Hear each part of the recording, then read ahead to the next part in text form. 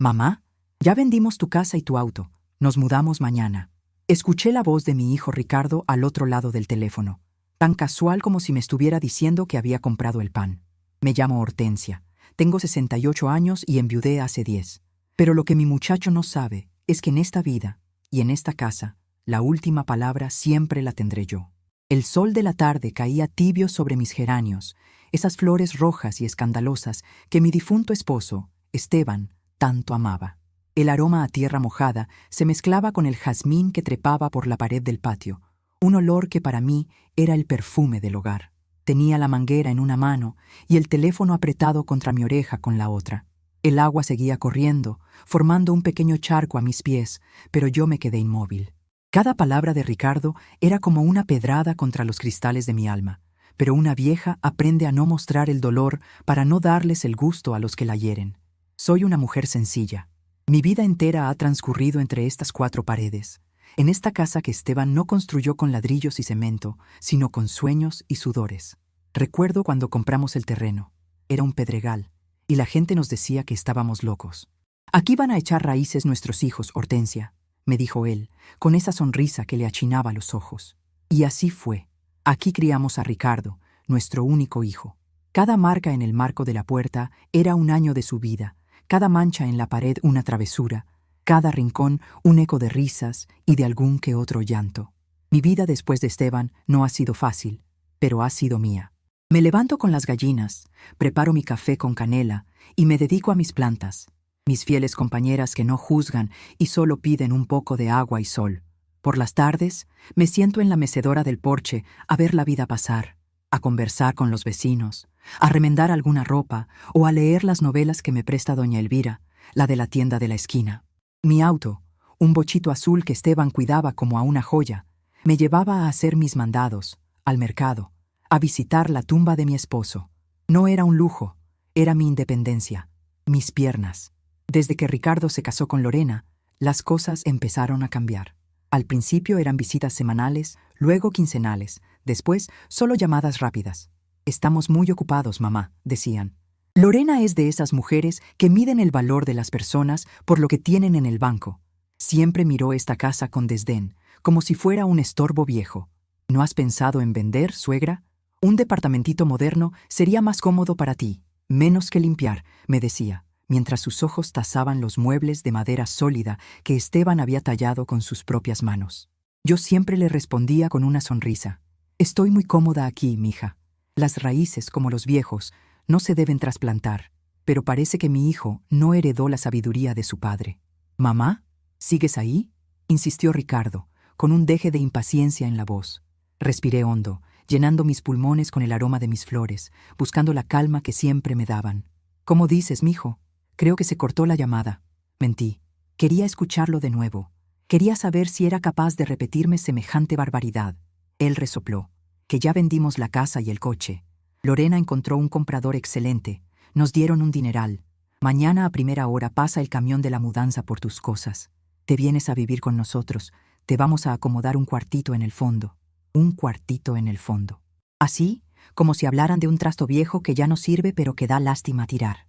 Sentí un frío que me caló los huesos. Un frío que nada tenía que ver con el agua que mojaba mis zapatos. La traición es así. Un hielo que te quema por dentro. Me lo imaginé a él, a mi Ricardo, firmando papeles, recibiendo dinero, decidiendo sobre mi vida, sobre mi historia, sin siquiera mirarme a los ojos para decírmelo. Y a ella, a Lorena, sonriendo a su lado, celebrando su victoria. Me la imaginé entrando aquí, en mi casa, con sus cajas y sus planes, arrancando mis geranios para plantar quién sabe qué cosa moderna y sin alma. «Está bien, mijo», le dije, y el tono de mi voz salió tan sereno que hasta yo misma me sorprendí. Una cosa que una aprende con los años es aguardar las tempestades para cuando de verdad vale la pena desatarlas. El silencio al otro lado de la línea fue total. Seguramente esperaban gritos, llantos, súplicas.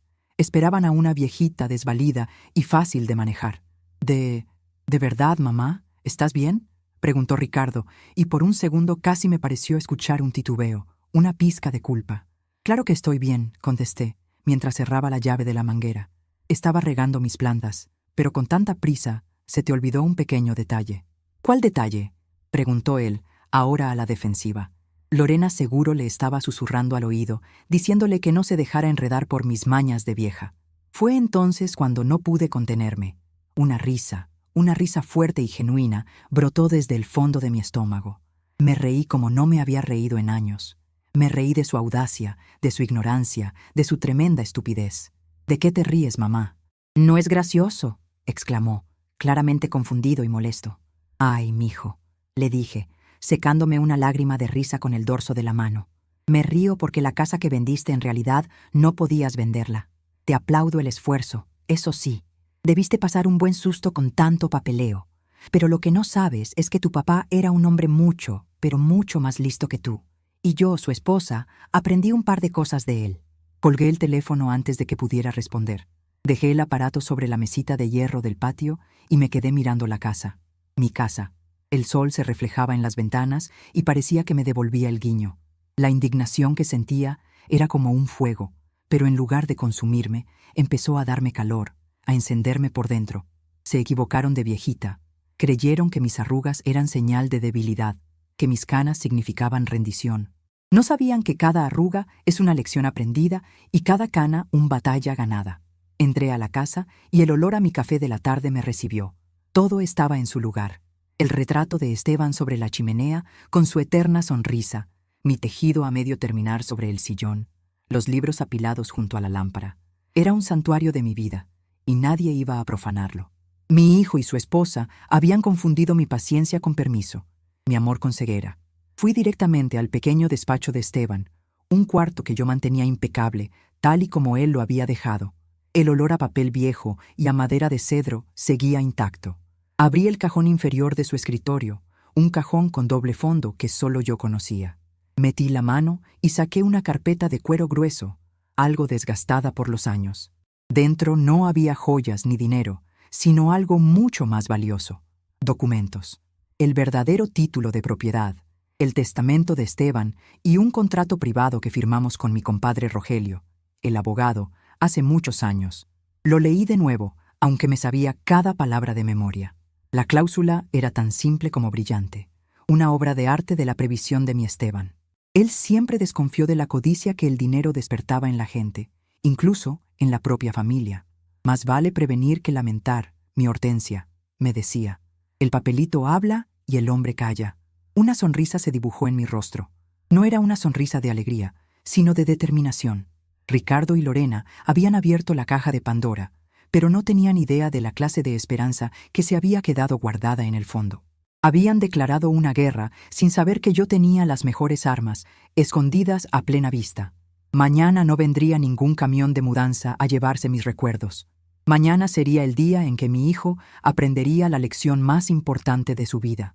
Ricardo cree que vendió una casa, pero lo único que vendió fue la confianza que le tenía.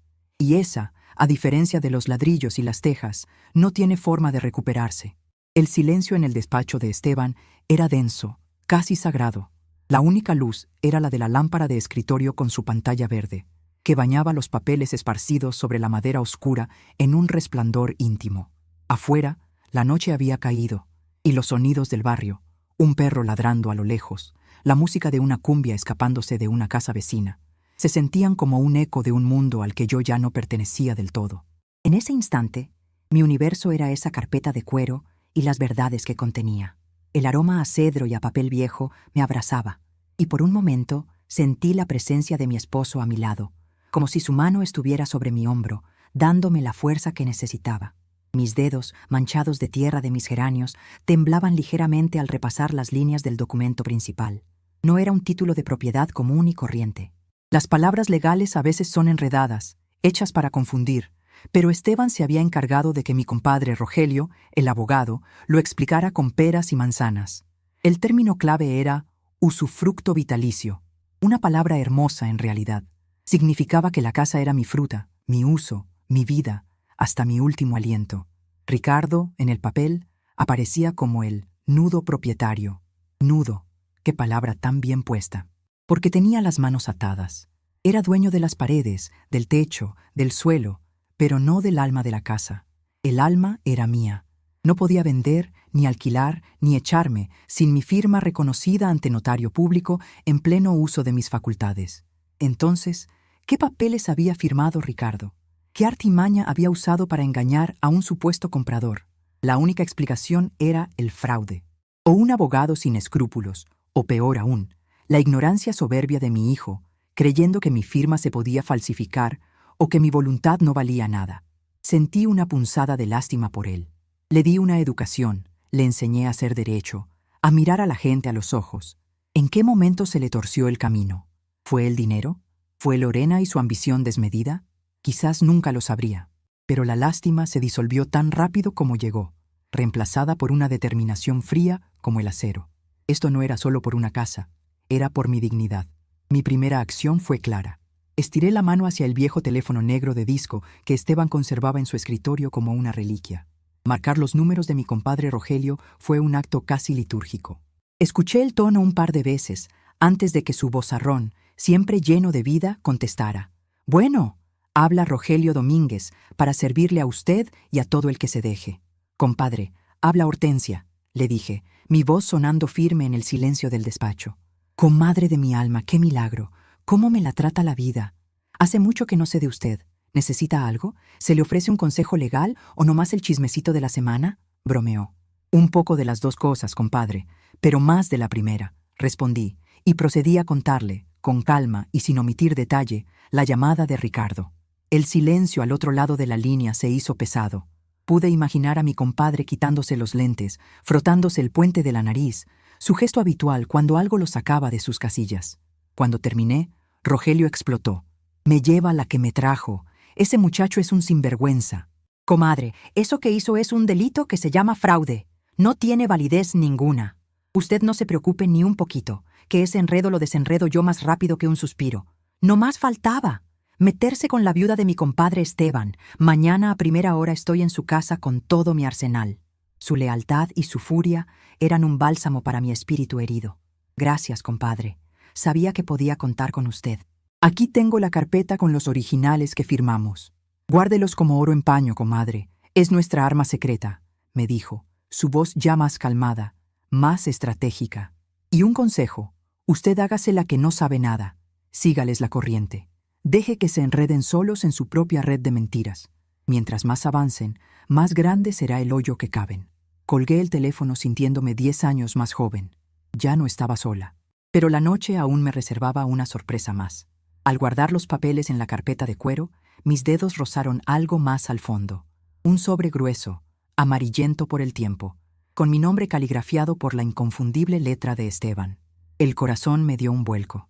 Nunca lo había visto. Con cuidado, rompí el sello. Dentro no había uno, sino varios sobres más pequeños, cada uno con una nota. El primero decía: «Para mi Hortensia, el día que dudes de tu fuerza». Dentro, una carta. Empecé a leer, y las lágrimas que no había derramado por la traición de mi hijo brotaron ahora por el amor de mi esposo. Me hablaba de mi valentía, de cómo yo siempre había sido el pilar de la familia, la estratega silenciosa detrás de cada decisión importante. «Nunca dejes que nadie te haga sentir pequeña, mi vieja», escribió. «Tú eres más grande que esta casa y que todos los problemas del mundo juntos». El segundo sobre decía: «Para el día que necesites un amigo». Dentro había una libreta de ahorros de un banco que yo ni conocía. La abrí y casi me caigo de la silla. Había una cantidad considerable, un dinero que Esteban había ahorrado en secreto durante años. En la primera página, una nota: «Para mi reina, por si algún mal viento sopla y necesitas contratar al mejor abogado de México. Úsalo para defender lo nuestro, para defenderte a ti. Es tuyo, úsalo sin remordimiento». Era su cofre de guerra.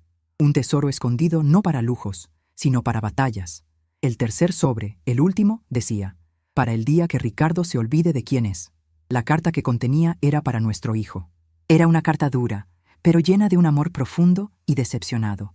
Le hablaba de la honestidad, del legado de un nombre limpio, del valor del trabajo. Era una carta que Esteban, con su increíble previsión, había escrito por si su hijo se desviaba del camino.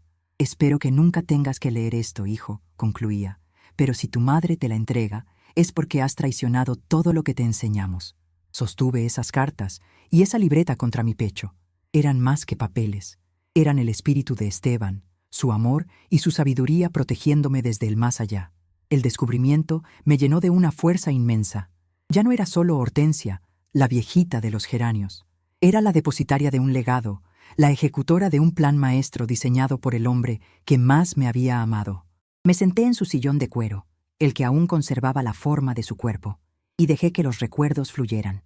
Pensé en todas las veces que Ricardo y Lorena me habían subestimado, las navidades en que decidían por mí qué comer, porque a tu edad la grasa te hace daño, mamá. Las veces que hablaban de mis achaques delante de mí como si yo fuera sorda. A la mamá ya se le van las cabras al monte, le escuché decir a Lorena una vez por teléfono riéndose. Recuerdo la vez que quise cambiar la estufa y Ricardo me detuvo. No gastes, mamá. Total, ¿cuánto más la vas a usar? Pequeñas humillaciones, gotitas de veneno que yo había dejado pasar por amor, por no crear conflictos. Ellos veían a una anciana frágil, una mujer cuyo mundo se había encogido a su casa y su jardín. Una reliquia del pasado que había que manejar, cuidar de mala gana y, finalmente, liquidar. No veían a la mujer que había administrado la economía de la casa durante 50 años con la precisión de un contador. No veían a la mujer que había negociado con proveedores cuando tuvieron la pequeña tlapalería, que sabía más de números y de gente que ellos dos juntos. No veían a la mujer que había criado a un hijo sola durante largas temporadas, cuando Esteban tenía que viajar por trabajo. Habían confundido mi silencio con ignorancia, mi vejez con incapacidad. Y ese iba a ser su error más grande.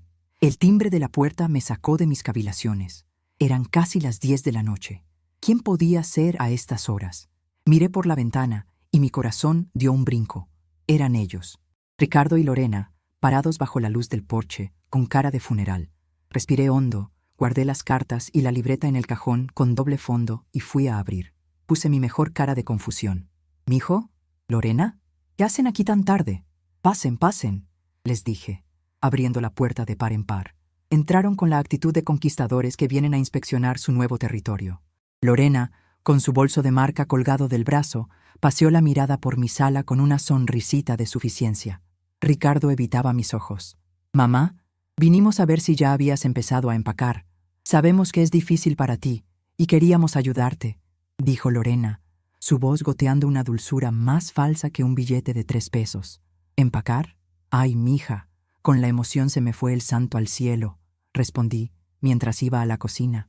«¿Quieren un tecito de manzanilla para los nervios?» «No, mamá, no queremos té», espetó Ricardo perdiendo la paciencia. «¿No entiendes lo que te dije por teléfono? La casa está vendida, vendida. Mañana vienen por las cosas. Tienes que decidir qué te llevas y qué se tira». Me di la vuelta, sosteniendo mi taza de té entre las manos, y los miré con una serenidad que los descolocó por completo. «Entendí perfecto, mijo. Vendieron la casa. ¿Qué emprendedores me salieron? Lo que no me quedó claro es cómo lo hicieron sin mi firma. ¿O acaso ya aprendieron a hacer magia?» Lorena intervino, dando un paso al frente. «Mire, suegra, hay cosas legales que usted no entiende. Ricardo es el único heredero, y como usted ya no está en condiciones, él puede tomar las decisiones que sean mejores para todos. Lo hacemos por su bien». «¿Por mi bien?», repetí, saboreando la ironía. «Qué considerados. Y dime, mijo, ¿ese cuartito del fondo que me van a dar tiene espacio para mis rosales? Porque necesitan mucho sol. Y mis geranios, ¿dónde los pongo? Porque sin mis plantas yo me muero». Mi calma los estaba volviendo locos. Esperaban una escena, un drama, y yo les estaba ofreciendo un problema de jardinería. «Deja de hablar de las malditas plantas, mamá», gritó Ricardo, golpeando la mesa del comedor con la palma de la mano. «¡Esto es serio!». «Claro que es serio, hijo. Es tan serio como un fraude», dije.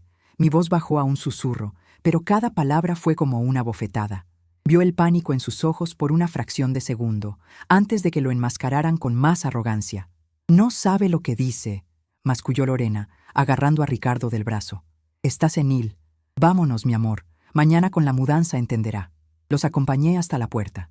Antes de que salieran, me volví hacia mi hijo. «Ricardo», le dije, y esta vez mi voz tenía el filo de un cuchillo. «Tu padre siempre decía que uno puede construir una casa con las manos, pero un hogar solo se construye con la verdad. Esta noche, duerman bien, porque me parece que a partir de mañana no van a poder hacerlo por mucho tiempo». Cerré la puerta antes de que pudieran responder. Apoyé la frente en la madera fresca y sonreí. El plan comenzaba a tomar forma en mi mente, claro y preciso. No sería una guerra de gritos y sombrerazos, sería una partida de ajedrez. Y ellos, en su soberbia, acababan de mover su reina, dejándome a su rey completamente expuesto. Regresé al despacho, pero esta vez no para buscar consuelo en el pasado, sino para planear el futuro. Tomé una hoja de papel y un lápiz. Mi primer movimiento no sería contra ellos, sino hacia su presa. Tenía que averiguar quiénes eran los compradores. Y tenía la sensación de que una visita sorpresa, con una jarra de agua fresca de Jamaica y una charola de mis polvorones, sería mucho más efectiva que cualquier llamada de un abogado. Ricardo se equivocó, me dije a mí misma, mientras la imagen de mi compadre Rogelio asentía en mi mente. No está tratando con una viejita indefensa, está tratando con la esposa de Esteban Márquez. Y nosotros nunca hemos perdido una batalla. La mañana del supuesto día de la mudanza no me desperté con el sabor amargo de la angustia, sino con el aroma del café de olla que puse a calentar en la lumbre antes de que saliera el sol. La casa estaba en penumbras, silenciosa, como si contuviera la respiración antes de la batalla. Mientras el agua hervía con la canela y el piloncillo, me asomé a la ventana de la cocina. Mis geranios, bañados por el rocío de la madrugada, parecían joyas rojas brillando en la primera luz. No sentía miedo, sentía una claridad de propósito que no había experimentado en años. La estrategia que había trazado la noche anterior, con la bendición silenciosa de mi Esteban y la furia leal de mi compadre Rogelio, era mi armadura. Mi primer movimiento fue de una sencillez que rayaba en lo ridículo. Después de tomar mi café y comer un pan dulce, marqué el número de la casa de mi hijo. Sabía que Lorena contestaría, siempre lo hacía, como si quisiera filtrar las llamadas de su esposo. «Bueno», dijo su voz, cortante como siempre. Puse mi voz más frágil, esa que usaba cuando quería que pensaran que ya me patinaba el coco. «Lorena, mija, qué bueno que contestas. Habla tu suegra. Estoy un poco confundida con todo esto del movimiento». «¿Ya merito llegan los muchachos del camión?» Escuché su suspiro de impaciencia. «Sí, suegra, ya van para allá. Ricardo está con ellos. Por favor, no les vaya a dar problemas. Sea cooperativa». «Claro que sí, mija, claro que sí», dije con una docilidad fingida. Pero fíjate que se me olvidó un detallito. Los señores que compraron la casa, ¿cómo dices que se apellidan? Es que quería dejarles un recado con una vecina por si se me ofrece salir a la iglesia o al mandado para que les den las llaves. No vaya a ser que lleguen y no haya nadie. Hubo una pausa. Pude oírla consultar con Ricardo en el fondo. Era la carnada perfecta, la viejita olvidadiza y devota que se preocupa más por la misa que por perder su casa. Ricardo tomó el teléfono. «Mamá, se apellidan Solís». «Pero no te preocupes por las llaves, yo me encargo de todo. Tú solo quédate ahí y no te muevas». «Solís, Solís», repetí, como si tratara de memorizarlo. «Qué bonito apellido. ¿Y son de por aquí cerca para saber a quién dejarle razón?» Ricardo, desesperado por colgar, soltó la información. «Viven en la calle de los Tulipanes, en el número 42. Ahora, por favor, mamá, tengo que irme». «Gracias, mijo. Que Dios te bendiga», le dije con mi voz más dulce, y colgué. Tulipanes 42. Tenía mi objetivo. El primer hilo de la telaraña estaba puesto. Justo a las 9 de la mañana, un camión enorme, ruidoso y feo, se estacionó rechinando frente a mi portón. El nombre Mudanzas El Futuro estaba pintado en el costado, una ironía que me hizo sonreír. Ricardo bajó de la cabina, con cara de pocos amigos, seguido por Lorena, que llegó en su propio coche, maquillada y vestida como si fuera a una fiesta y no a un desalojo. Pero la escena que encontraron no fue la que esperaban. No había una anciana llorando ni puertas atrancadas. Estaba yo, sentada en mi mecedora del porche, con una jarra de agua de Jamaica helada y un plato de mis polvorones recién horneados sobre una mesita. Llevaba mi vestido floreado de los domingos y mi mejor sonrisa. «Buenos días», los saludé con alegría. «Llegan justo a tiempo para el calor. ¿Quieren un vasito de agua? Y ustedes, muchachos», les dije a los dos hombres corpulentos y sudorosos de la mudanza. «Antes de empezar, tomen un vasito, que el trabajo es duro». Los hombres, sorprendidos, aceptaron con gratitud. Ricardo y Lorena se quedaron pasmados. Me miraban como si me hubiera salido una tercera cabeza. Su desconcierto era tan espeso que se podía cortar con un cuchillo. «Mamá, ¿qué es esto?», siseó Ricardo acercándose. «¿Por qué estás tan tranquila?» «¿Y por qué no habría de estarlo, mijo? Es un día de mucho movimiento. Hay que tomarlo con filosofía», respondí, mientras le ofrecía un polvorón. Él lo rechazó con un manotazo. «No estoy para tus juegos». «Empiecen a sacar las cosas», le ordenó a los hombres. Con cuidado, por favor, añadí yo con amabilidad. Sobre todo con el ropero de la recámara principal. Era de mi abuela, y el retrato de mi difunto esposo. Ese lo bajo yo personalmente. Mi cooperación era un veneno lento. Los desconcertaba, los desarmaba. Esperaban una batalla campal y se encontraron con una rendición pacífica y ordenada que no tenía ningún sentido para ellos. Lorena no dejaba de mirar su reloj y de enviarle miradas furiosas a Ricardo. ¿Dónde estaba el drama, la crisis, la justificación para su acto cruel? Yo no se las iba a dar. Mientras ellos daban órdenes, yo entré a la casa, preparé una canasta con los mejores polvorones, llené un termo con agua de Jamaica y salí por la puerta de atrás. Nadie se dio cuenta. Estaban demasiado ocupados desmantelando una vida que creían suya. La calle de los Tulipanes estaba a unas pocas cuadras. Era una calle bonita, con casas nuevas y jardines cuidados. El número 42 era una casa de 2 pisos, pintada de color durazno. Toqué el timbre y esperé. Me abrió una mujer joven, con un niño pequeño agarrado a su falda y cara de buena gente. «¿Buenos días?», dijo, algo extrañada.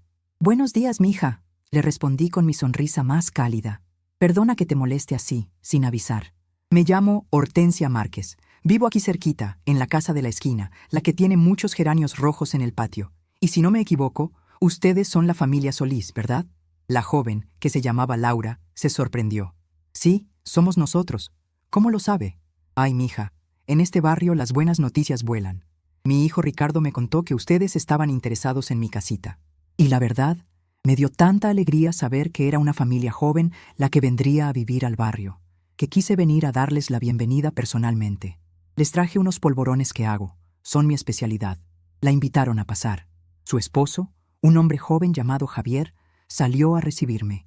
Les serví el agua fresca, les di a probar los polvorones y me senté en su sala a conversar como si fuéramos viejos amigos. Les conté historias del barrio, de la escuela cercana, del parque donde su hijo podría jugar. Vi en sus ojos cómo se enamoraban no solo de una propiedad, sino de la idea de un hogar, de una comunidad. Y entonces, cuando ya me había ganado su confianza, cuando me miraban con el cariño que se le tiene a una abuela, di el siguiente paso de mi plan. Suspiré, con una estudiada expresión de pena. «Estoy tan contenta de que vayan a ser nuestros vecinos, aunque me da un coraje terrible que mi hijo Ricardo les esté haciendo perder el tiempo y las ilusiones de esta manera». Se miraron, confundidos. «¿Cómo dice?», preguntó Javier. «Ay, muchachos, qué pena me da con ustedes. Miren, mi hijo es un buen hombre, pero a veces, con su afán de ayudarme, hace las cosas sin pensar. Él cree que vendiéndoles la casa me hace un favor, porque dice que ya estoy vieja para vivir sola. Pero lo que no les dijo, seguramente porque ni él lo ha de haber entendido bien, es que esa casita no se puede vender. Es un enredo de papeles que dejó mi difunto esposo. Una cosa que se llama... ¿Cómo era? Ah, sí, usufructo vitalicio. Una cosa de abogados, ya saben. Significa que la casa es mía hasta que yo me muera. Y como pueden ver, todavía respiro», dije, dándome unas palmaditas en el pecho y sonriendo. El color desapareció de sus rostros. Laura abrió la boca, pero no le salieron las palabras. «Pero firmamos papeles», balbuceó Javier. «Dimos un adelanto bastante fuerte». «Imagínense, qué barbaridad», exclamé, mostrándome horrorizada. «Ese es el problema. Mi Ricardo se metió en un lío tremendo. Pero no se preocupen ustedes. Mi compadre, que es un abogado de los buenos, de los de antes, ya está viendo todo para que les devuelvan hasta el último centavo. Yo solo quería avisarles en persona, porque me daría mucha vergüenza que gente tan decente como ustedes fuera engañada por por una tontería de mi hijo». Mi estrategia era clara: presentarme como una viejita amable, víctima, junto con ellos, de las acciones torpes de un hijo bien intencionado pero equivocado. No los acusé a ellos, no los amenacé, no ataqué a Ricardo directamente. Los convertí en mis aliados, en compañeros de infortunio. Regresé a mi casa caminando con la misma calma con la que me había ido. Desde la esquina vi que el camión seguía ahí. Los hombres estaban a punto de sacar el sillón grande de la sala, el favorito de Esteban. Ricardo, rojo de sol y de rabia, les gritaba que se apuraran. Lorena, resguardada en la sombra del porche, hablaba por su celular, seguramente presumiendo de su nueva adquisición. Entré al patio justo cuando el teléfono de Ricardo comenzó a sonar. Lo vi contestar, con un gesto de fastidio. Pero su expresión cambió. Se puso pálido, luego verde. Abrió los ojos como platos y su mandíbula se tensó. Estaba escuchando, sin duda, la voz furiosa de Javier Solís al otro lado de la línea, reclamándole por el engaño. Sus ojos buscaron los míos a través del patio. Yo estaba de pie, junto a mi rosal, podando una hoja seca con unas tijeras de jardinería, como si nada pasara. Lo miré fijamente, sin sonreír, sin desafiar, solo sosteniéndole la mirada. Y en ese instante, lo supo. Vio el rompecabezas completo. Mi calma en la mañana, mi cooperación, mi misteriosa salida. Comprendió que no había sido ni rendición ni senilidad. Había sido una estrategia. Vio, por primera vez en su vida, no a su madre, la viejita, sino a una adversaria que lo había superado en cada movimiento. Colgó el teléfono bruscamente. Lorena se acercó a él, preguntándole qué pasaba. Él la apartó y caminó hacia mí con pasos furiosos. Los hombres de la mudanza se detuvieron, con el sillón a medio camino, sintiendo la electricidad en el aire. «¿Qué hiciste?», me gritó, su voz un gruñido bajo y tembloroso. «¿Fuiste a verlos?». Dejé las tijeras sobre la barandilla de madera. Lo miré con una tranquilidad que lo enfureció aún más. «¿Yo? Nada, mijo. Solo fui a conocer a los nuevos vecinos. Me parecieron una familia encantadora. Lástima que su trato no se vaya a hacer. No querríamos que gente tan buena fuera víctima de un fraude, ¿verdad?». La palabra fraude quedó flotando en el aire caliente del mediodía, pesada y peligrosa. Lorena se acercó, pálida. «¿De qué está hablando, Ricardo? ¿Qué es eso del fraude?». «Pasa», continué, mi voz tan suave como el terciopelo, «que mi compadre Rogelio, el abogado, revisó los papeles de la supuesta venta y dice que hay un pequeño problema. La firma que autoriza la venta, la mía, pues resulta que es más falsa que una promesa de político. Y como yo no he firmado nada, porque mi mano derecha todavía me obedece, pues todo esto es un teatro. Un delito, creo que le dicen. Pero no te preocupes, Ricardo. Mi compadre se va a encargar de arreglar este malentendido». Fue una revelación parcial, una estocada precisa que no lo acusaba directamente de falsificador, pero que dejaba la verdad al descubierto de una forma innegable. Le estaba mostrando mis cartas, pero solo las suficientes para que supiera que su juego se había terminado. El sol de mediodía caía a plomo, pero los únicos que sudaban frío eran mi hijo y mi nuera. Acababan de darse cuenta de que el camión de la mudanza no se iba a llevar mis cosas. Se estaba llevando sus esperanzas de dinero fácil y sus mentiras. La partida de ajedrez había llegado a un punto crítico, y su rey estaba, por fin, en jaque. El patio se quedó suspendido en un silencio denso y pesado, solo roto por el zumbido de una mosca solitaria que danzaba bajo el sol inclemente. Mis palabras, un delito, creo que le dicen, habían caído como una piedra en un pozo, y las ondas de choque ahora paralizaban a todos los presentes. Ricardo me miraba con una mezcla de furia y pánico. El color había abandonado por completo el rostro de Lorena, dejando al descubierto una máscara de incredulidad. Incluso los hombres de la mudanza, dos gigantes que se ganaban la vida con la fuerza bruta, se habían quedado quietos como estatuas, sosteniendo el sillón de mi esposo a medio camino, temerosos de moverse en cualquier dirección. La tensión era un animal vivo entre nosotros. El primero en reaccionar fue uno de los cargadores. Miró a su compañero, luego a Ricardo, y con una voz rasposa por el esfuerzo y la incomodidad, dijo: «Señor, con la pena, pero si hay problemas con los papeles, nosotros hasta aquí llegamos. No queremos meternos en líos con la ley». Dejó su lado del sillón en el suelo con un golpe sordo, un sonido que fue como el martillazo de un juez. «Ustedes hagan lo que yo les digo. Yo les estoy pagando», gritó Ricardo, su voz un gallo desesperado. Justo en ese momento, un coche negro y elegante, impecable bajo el sol polvoriento, se detuvo suavemente detrás del camión de la mudanza. La puerta del conductor se abrió y de él descendió mi compadre Rogelio. A sus 70 años, con su cabello completamente blanco, su traje de lino perfectamente planchado y el maletín de cuero en la mano, parecía un senador romano entrando en una riña de mercado. Caminó con una calma imponente, cruzó el portón abierto de mi casa y se detuvo junto a mí. No me miró a mí, sino a mi hijo. «Buenas tardes, Ricardo», dijo, su vozarrón resonando en el patio. «Veo que tienes problemas con el servicio de mudanzas». La llegada de Rogelio fue la primera consecuencia real y tangible de mis acciones, la materialización de mi poder oculto. Lorena fue la primera en encontrar su voz, una voz chillona y llena de desprecio. «¿Y usted quién se supone que es? Esto es un asunto privado, de familia». Rogelio ni se inmutó. Le dirigió una mirada fría por encima de sus lentes. «Soy Rogelio Domínguez, abogado de la señora Hortensia Márquez, la única y legítima dueña y usufructuaria de esta propiedad, Y desde este momento, esto ha dejado de ser un asunto familiar para convertirse en un asunto legal. Se giró hacia los cargadores. Señores, su instinto es correcto. Les informo que están participando en un intento de desalojo ilegal, basado en un contrato de compraventa fraudulento. Les aconsejo, amistosamente, que vuelvan a meter ese sillón a la casa y se retiren, si no quieren que sus nombres y el de su empresa aparezcan en una citación judicial mañana mismo. La palabra judicial tuvo un efecto mágico. Los dos hombres no necesitaron más explicaciones. Con una rapidez sorprendente, volvieron a meter el sillón en mi sala. Cerraron las puertas de su camión y, sin siquiera pedir el pago, se subieron a la cabina y esperaron. La primera pieza del dominó había caído.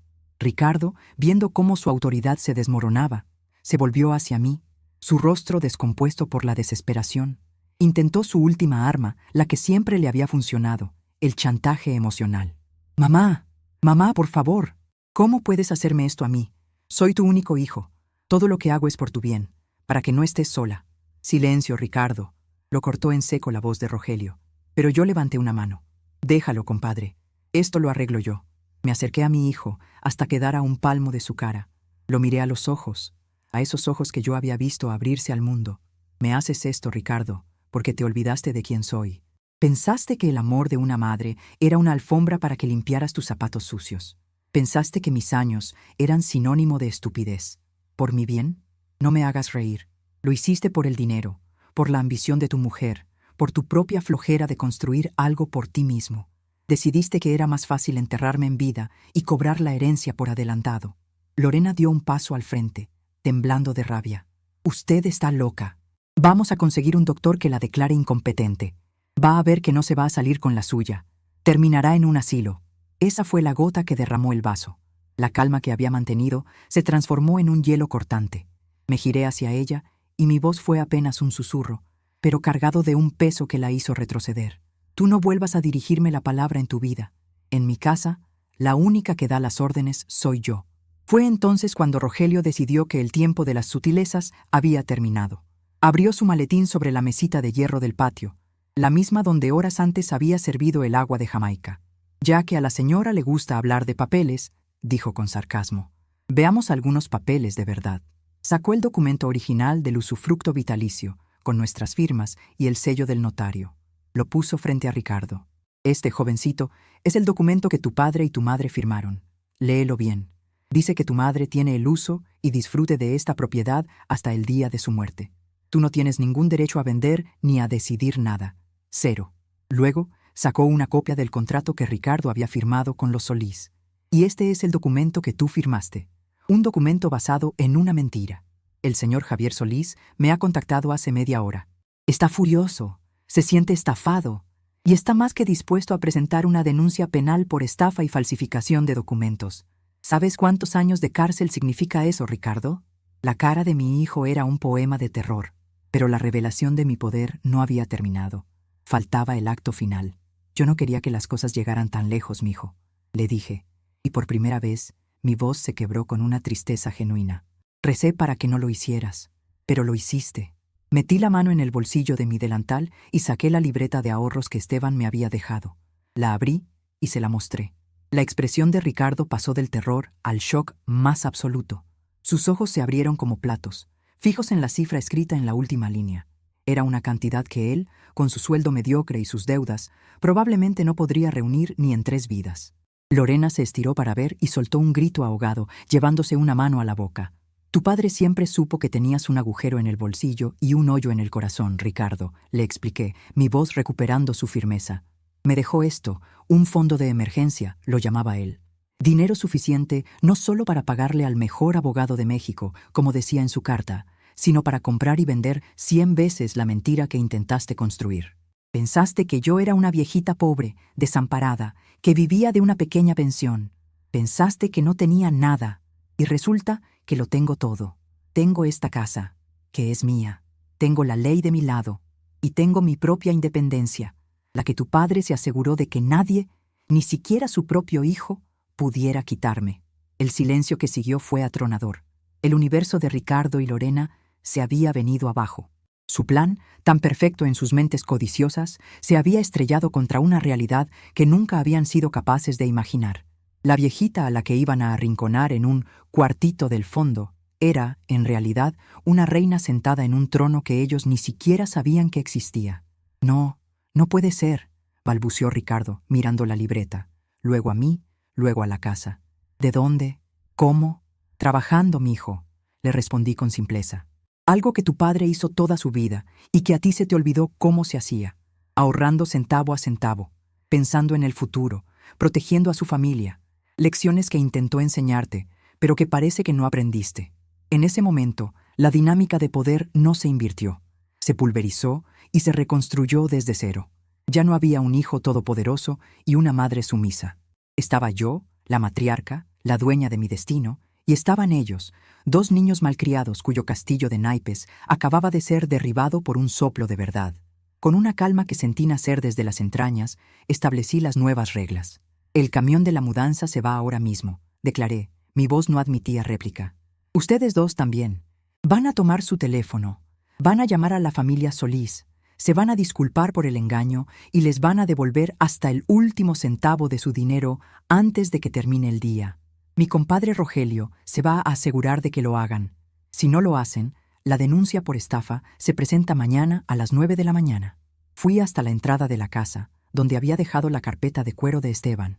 Saqué de ella el último sobre, el que tenía el nombre de Ricardo. Me acerqué y se lo puse en la mano. Su piel estaba fría y húmeda. Tu padre te escribió esto. Me pidió que te la diera el día que te olvidaras de quién eras y de dónde venías. Creo, sin lugar a dudas, que ese día es hoy. No esperé su reacción. No quise ver si la abría, si lloraba, si la tiraba. Ya no era mi asunto. Su redención o su condena estaba en sus propias manos. Les di la espalda, un gesto que para mí significó el fin de una era de paciencia y el comienzo de mi propia paz. Caminé hacia mis macetas, tomé mi regadera y empecé a darles de beber a mis geranios, cuyas hojas se habían marchitado un poco bajo el sol brutal del mediodía. Mi atención estaba puesta en ellos, en la vida, en lo que crece, en lo que perdura. El único ruido que rompió el silencio fue el del motor del camión al arrancar, un sonido feo y sucio que, sin embargo, sonó en mi patio como la música más hermosa del mundo. Era el sonido de la mentira al retirarse. Era el sonido de mi vida, mi casa y mi dignidad, regresando a su justo y único lugar. Han pasado 3 meses desde el día en que el camión de la mudanza se fue con el rabo entre las piernas. El sol de la mañana se filtra ahora a través de las hojas de la bugambilla, pintando manchas de luz violeta en el suelo de mi patio. El aire huele a café recién hecho, a tierra mojada y a paz. Mi nueva realidad se ha asentado con la misma lentitud y certeza con la que mis rosales han echado nuevos brotes. La casa respira diferente, se siente más ligera, más mía. Ya no es solo el santuario de los recuerdos de Esteban. Ahora es el cuartel general de mi propia vida. El reino donde Hortensia Márquez es la única y absoluta soberana. Mi rutina sigue siendo la misma en apariencia. Me levanto temprano, cuido mis plantas, preparo mis alimentos. Pero por dentro, todo ha cambiado.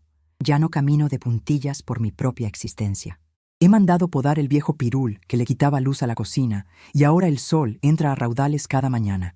Estoy planeando pintar la fachada, no de blanco como siempre, sino de un amarillo alegre que combine con mis girasoles. Son pequeños actos de una independencia redescubierta. Cada decisión, por mínima que sea, es una afirmación de mi voluntad, un recordatorio de que este es mi espacio, mi tiempo, mi vida. Mis vecinos me miran diferente. Doña Elvira me fía el pan con una sonrisa cómplice, y las otras señoras del barrio, cuando me ven pasar, levantan la cabeza y me saludan con un respeto que antes no existía. La historia, como el agua, encontró sus propias grietas para filtrarse, y aunque nadie habla de ello abiertamente, todos saben que la viejita de los geranios no es tan frágil como parece. Mi compadre Rogelio me visitó la semana pasada para cerrar el asunto. Me contó, con una satisfacción mal disimulada, que Ricardo y Lorena habían cumplido con su palabra. Tuvieron que vender el coche de ella, ese que tanto presumía, y pedir un préstamo vergonzoso para devolverle hasta el último centavo a la familia Solís. La denuncia nunca se presentó, como yo se lo pedí a mi compadre. No busco venganza, solo justicia. Rogelio me dijo que se habían mudado a un departamento mucho más pequeño, en las afueras de la ciudad. La ambición, a veces, te cobra la cuenta con intereses muy altos.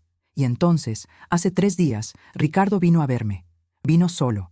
Se paró en mi portón, con los hombros caídos y la mirada clavada en el suelo. Se veía más delgado, más viejo. Lo dejé pasar, pero no lo invité a la sala.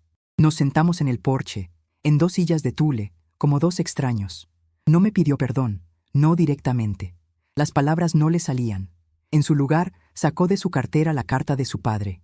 Estaba arrugada, manchada, como si la hubiera leído 100 veces bajo la lluvia. «Tenías razón, mamá», me dijo, su voz apenas un murmullo. Me olvidé de todo. Me contó que Lorena lo culpaba a él por el desastre, que su matrimonio era un campo de batalla diario. Me contó del agobio de las deudas, de la humillación. Escuché en silencio, sin interrumpir. El rencor que una vez sentí se había disuelto, dejando en su lugar una lástima profunda y serena. Cuando terminó, solo hubo el sonido de las chicharras en los árboles. «El primer paso para encontrar el camino de vuelta, mijo», le dije finalmente, «es admitir que te perdiste. Tu padre no te habría querido ver así, pero sí te habría exigido que te levantaras con tu propia fuerza, no con la de los demás». No le ofrecí dinero. No le ofrecí soluciones. Le ofrecí un vaso de agua y la verdad. El amor de una madre no es tapar los hoyos que sus hijos cavan, sino enseñarles a usar la pala. Se fue como llegó, en silencio. Quizás para él sea el comienzo de una lección. Para mí, fue el cierre definitivo de una herida. El impacto de aquel día se ha extendido más allá de mi familia. Laura y Javier Solís, la pareja a la que casi estafan, son ahora mis amigos más queridos.